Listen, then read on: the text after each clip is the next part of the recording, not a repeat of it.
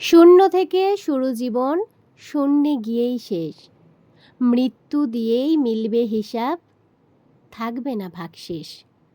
ফিরব সবাই সময় হলে, আজ কিংবা কাল। শরীরটা নয় কর্মগুলোই বাঁচবে হাজার সাল। এই কারণেই হয়তো বলে, তোমার কর্মই তোমার পরিচয়, তোমার ব্যবহারই তোমার পরিচয়। তাই তোমাকে নিয়ে কে প্রশংসা করলো, কে তোমার নিন্দা করলো, তাতে কান দিও না।